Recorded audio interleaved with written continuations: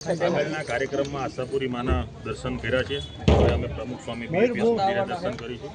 ત્યારબાદ આગળના રૂટમાં ગોંડલની જે કોઈ પણ નામચીન આપણા વડીલો છે, ઐતિહાસિક ભૂમિના જે નરબંકા છે, એમને ફૂલહાર કરીશું, એમનું સ્વાગત કરીશું, એમના આશીર્વાદ લેશું અને અમારી જે અહીંની ટીમ છે એ લોકોને મળી અને આગળનો કાર્યક્રમ આજ સાંજ સુધી અમે જ્યાં સુધી દરેક લોકોને મળી ન શકાય, દરેક પ્રતિમાઓ જોઈ ન શકાય, જે નામચીન ગોંડલના ચોકો છે એ ચોકોની પણ અમે બોલાવી. જયરાજસિંહના સમર્થકો કહી રહ્યા છે કે સુરતમાં રાજકારણ ન ચાલ્યું એટલે હવે ગોંડલ આવી રહ્યા છે.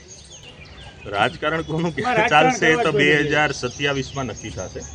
અત્યારે કોઈ રાજકારણનો સમય પણ નથી, પણ એની જે બોકલાહટ છે, જે ભયનો માહોલ જે લઈને પબ્લિક બેઠી છે ને આજે એના અંદર ભયનો માહોલ જોઈ અને અમને ખૂબ ખુશી થઈ.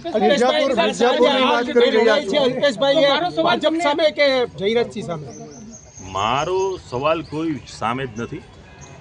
મારી એક જ વ્યાસ છે કે કોઈ પણ વ્યક્તિએ કોઈ પણ નાના કે મધ્યમ વર્ગના વ્યક્તિને દબાવી અને પોતાનું શાસન ન કરવું જોઈએ અને આ કોઈ પણ કારણોસર અમે ચલાવી